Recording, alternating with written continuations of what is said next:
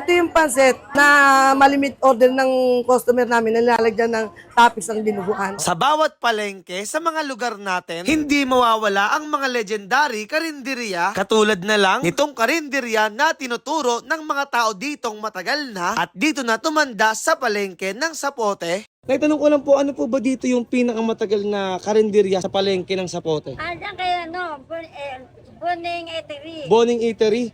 Mga ilang taon na po kaya, Nay? Yung mga 30 years na siya. 30 years na. Naisa nga daw sa pinakamatagal at kilalang karinderya dito na nag-o-offer ng iba't ibang lutong ulam pero ang binabalik-balikan nga daw dito ay itong kanilang pansit bihon at kanton na nilalagyan ng dinuguan. Kaya kung ikaw ay taga Bacoor, Cavite, kaway-kaway naman sa mga taong nakakain na dito sa karinderya ni Ate Boning. Pero may na-encounter kaming tao na hindi nagbabayad. Mga lolo ko, ma'am.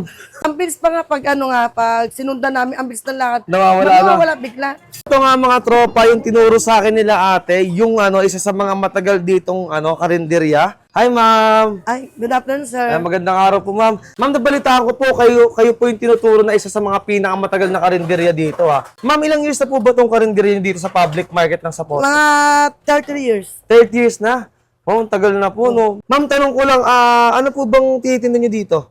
Tinitinda namin ito ng mga almusalan, may mga gulay kaming tinitinda, ulam, may mga isda, karne, baboy. Magkano isang order ng ganyan, ma'am? Ang isang order na gulay, 40. Ang sa mga karne, 70. 70 po. May kanin na po yun. Plus 15 ang kanin. Ma'am, sinasabi nyo nga po 30 years na po kayo dito. Ano po yung mga nagiging customer nyo dito? Mga taong palengke, mga biyahero, mga namamalengke. Mga galing sa iba't ibang lugar yan, ma'am, no? Pero may na-encounter kaming tao na hindi nagbabayad. Mga lolo ko, ma'am. May mga may mga lolo din po pala dito. Talagang, kahit anong bantay namin, kami pala Anong mga dahilan nila, ma'am? Kukuhanin yung wallet, wala na iwan ng pera, babalik. Wala Kunwari na. may mga pwesto, ma'am. May mga pwesto. Sige nga, ma'am, ano po ba yung best seller nyo dito, ma'am? Yung talagang kinakain ng tao? Ang best seller na tumagal tong karinderya ko sa pansit. Sa pansit po. Canton Sot, ang unang best seller Ano po dito yan, ma'am?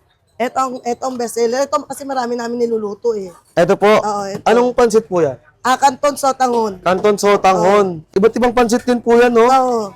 Ito kasi mga mararaming luto, ito mga konti na, pero ito talagang pinakamabili. Opo. Diyan kami tumagan. Okay. Sa pansit, Oo. pansit bihon canton. Ma'am, tanong ko lang, ano pong pinapartner madalas dito sa pansit nyo? Ay, meron. May mga ulam po bang pinapartner dyan? Meron dinuguan, may lechon. Dinuguan. Lechon. Sige nga ma'am, gusto ko matikman since sinabi mo nga na pansit, tsaka siguro yung dinuguan mo kung masarap yan. Best seller din ba yung dinuguan niyo, ma'am? Sige ma'am, order po ako ng isang pansit na toppings ang dinuguan, ma'am.